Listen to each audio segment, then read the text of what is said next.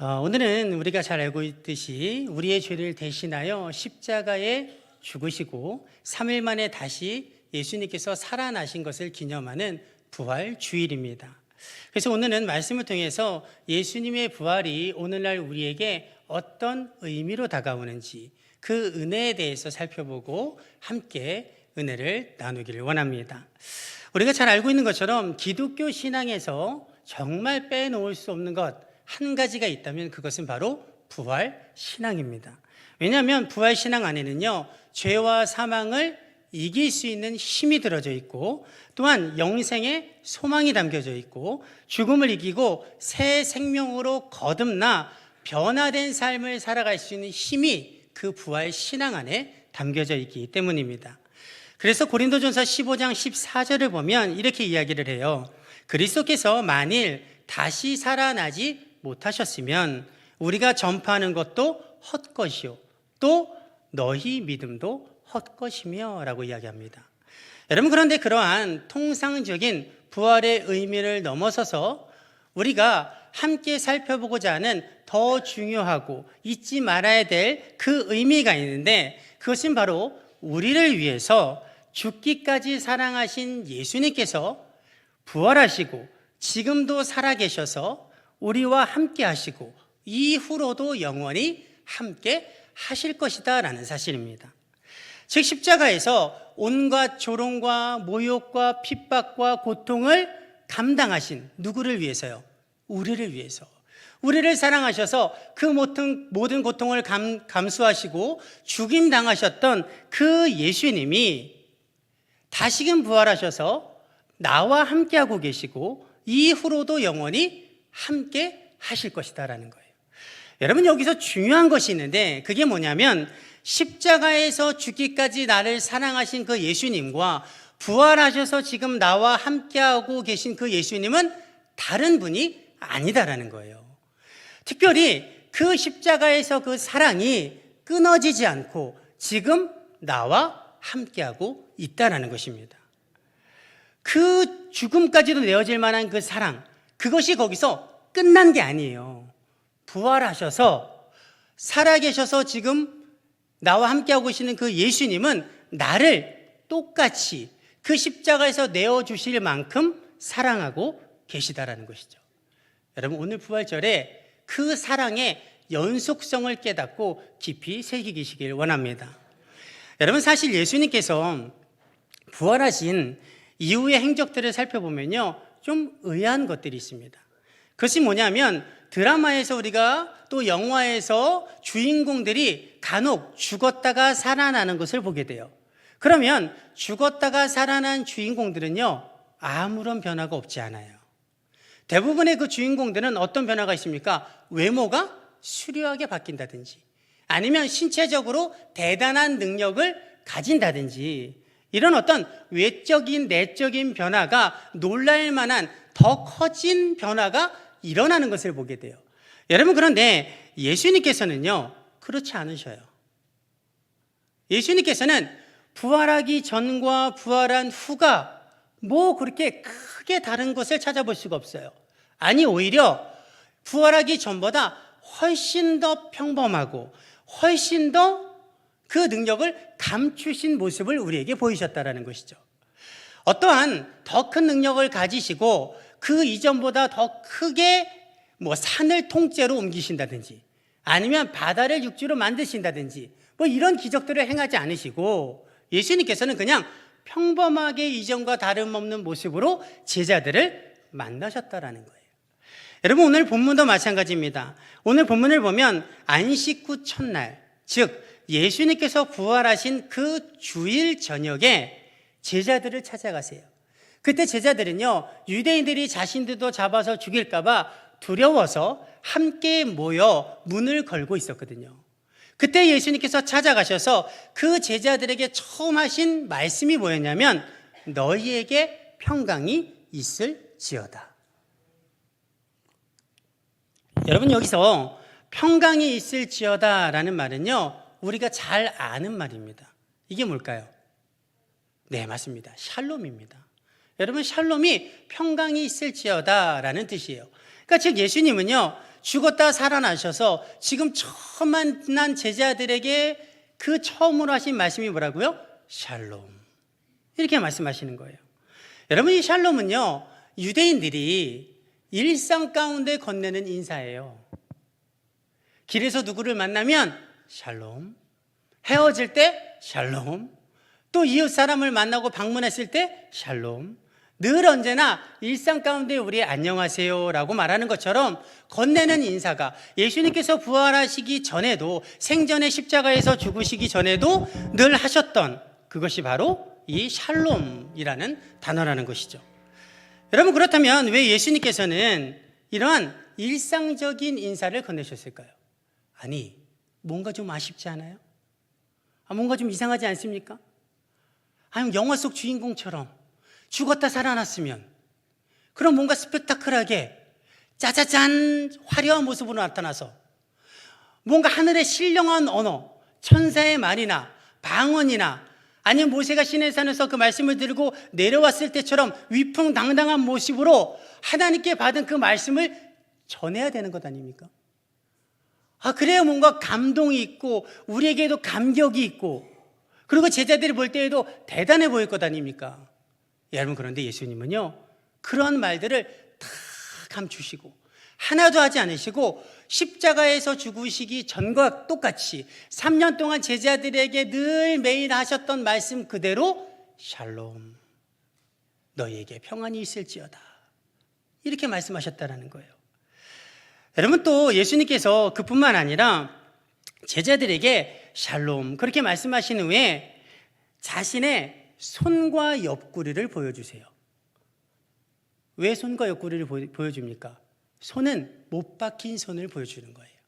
옆구리는 십자가에서 창에 찔린 그 상한 옆구리를 보여주는 겁니다.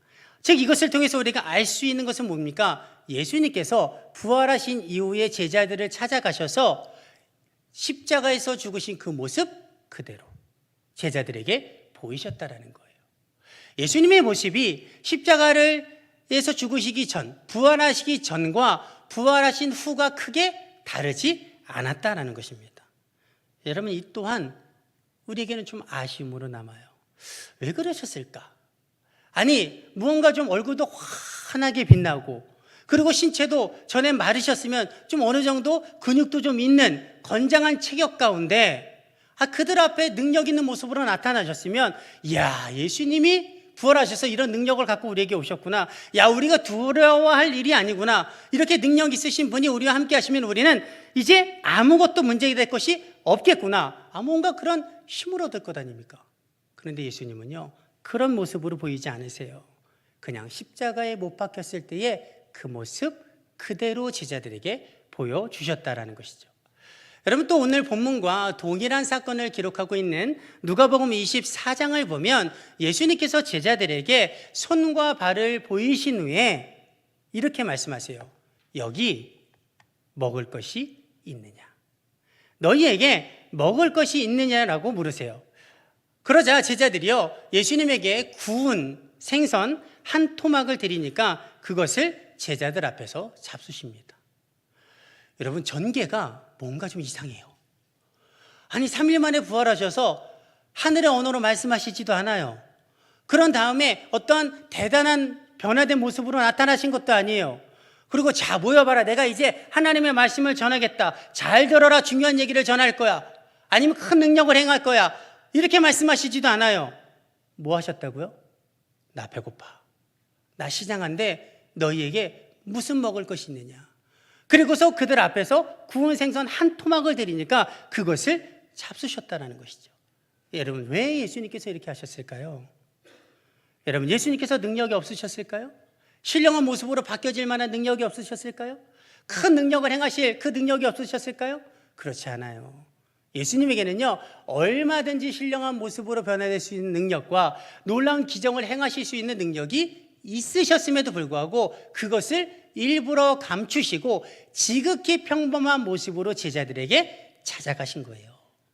왜냐하면 제자들이 예수님의 친밀감을 느끼게 하기 위해서, 부활하기 전에 예수님과 부활하신 이후의 예수님이 다르지 않다라는 것을 그들이 깨닫게 하기 위해서, 더불어서 그 다르지 않은 예수님이 가지고 있는 그 사랑, 부활하기 전에 십자가에서 그들을 사랑하셨던 그 사랑이 그대로 부활한 이후에도 제자들에게 느껴지게 하기 위해서 예수님은 그들의 일상 가운데로 들어가셔서 지극히 평범한 모습으로 그들을 만나 주신 줄 믿습니다. 여러분, 그래서 오늘 본문 20절을 보면요, 예수님의 부활하기 전의 모습 그대로 그 상한 손과 옆구리를 본 제자들이요, 아쉬워하는 게 아니에요, 실망하는 게 아니에요. 어떻게 합니까? 매우 기뻐하는 것을 볼 수 있어요. 이 예수님과 거리감이 느껴지지 않으니까 기뻐할 수밖에 없는 거예요. 여러분, 우리도 그렇잖아요. 정말 친한 사람인데 어느 날 갑자기 외모가 싹 바뀌었어요. 그런데 전보다 초라해진 것이 아니라 엄청 멋있어지고 예뻐졌어요. 그리고 그가 가진 소유나 그가 가진 지위나 능력이 엄청나게 높아졌습니다. 그러면 내가 그 사람과 전에는 마음을 터놓을 정도로 비밀 하나 없는 사이였음에도 불구하고 그 사람이 그렇게 어느 날 갑자기 나타나면 똑같이 대하기 어려워요. 그 사람을 향해서 가지고 있었던 친밀함, 그 사람으로부터 받았던 그 사랑이 그대로 느껴지기가 어렵다는 것이죠. 멀게만 느껴질 밖에 없습니다. 여러분, 예수님이요, 그걸 아셨던 거예요. 지금 제자들에게 얼마든지 큰 능력을 가지고 다가갈 수 있었지만 일부러 그 능력을 감추시고, 나는 너희와 3년 동안 함께했던 그 모습 그대로 너희를 만난다. 나는 다르지 않단다. 너희를 사랑했던 내가 십자가에서 죽었지만 부활해서 똑같이 너희를 사랑했던 그 모습으로 너희를 만나고 있는 거란다. 그 사랑을 전해주고 싶어서, 그 사랑이 십자가에서 끝나지 않았음을, 계속되고 있음을 알려주기 위해서 제자들을 향해서 지극히 평범한 일상 가운데 들어가 만나 주신 줄 믿습니다.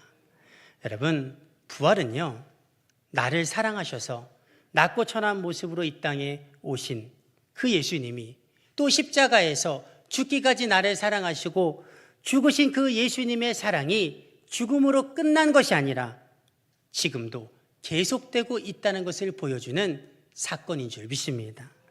여러분, 우리를 향한 그 사랑은요, 지금도 그리고 앞으로도 계속될 것입니다. 여러분, 예수님께서 승천하시기 전에 마지막으로 우리에게 하신 말씀이 이거예요. 볼지어다 내가 세상 끝날까지 너희와 함께 있으리라. 여러분, 우리는요, 나를 사랑하시는 그 예수님의 사랑으로 세상에서 힘들고 어렵고 상처받은 마음을 이겨내야 될 줄 믿습니다. 그리고 우리의 모든 염려와 걱정과 근심은 물론이고 우리의 삶에 필요한 모든 것들을 우리와 함께하고 계시고 십자가에서 내어주시기까지, 자신의 목숨을 내어주시기까지 우리를 사랑하신 그 사랑을 믿고 간구하고 그 사랑의 힘으로 모든 문제를 해결해야 될 줄 믿습니다. 로마서 8장 32절을 보면요, 자기 아들을 아끼지 아니하시고 우리 모든 사람을 위하여 내주시니가 어찌 그 아들과 함께 모든 것을 우리에게 주시지 않겠느냐라고 말씀하고 있습니다. 즉, 아들을 내어주시기까지 우리를 사랑하시는 그 하나님의 사랑이 지금도 동일하게 우리 가운데 흐르고 있는 줄 믿습니다. 여러분, 부활은요, 우리를 죽기까지 사랑하신 그 하나님의 사랑이 십자가에서 끝난 것이 아님을 보여주는 십자가 사랑의 연속성이 증명된 사건인 줄 믿습니다. 그러므로 이제 우리는 십자가에서 나를 위해서 죽기까지 사랑하신 그 예수 그리스도의 사랑이 다시 살아나셔서 나와 함께하고 계시고 그 십자가의 동일한 사랑으로 나를 사랑하고 있다는 것, 또 이후로도 변치 않고 그 사랑으로 나를 사랑하실 것이라는 것을 믿고 하루하루의 삶을 살아가야 될 줄 믿습니다. 우리 이 시간 잠시 가슴에 손을 얹으시고 눈을 감고 잘 들어보기를 원합니다. 오늘 부활하신 예수님이 여러분에게 이렇게 말씀하십니다.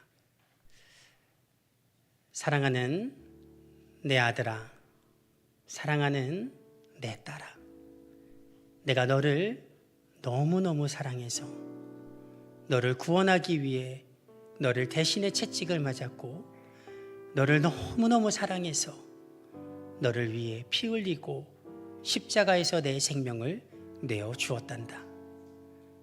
그러나 기억하렴.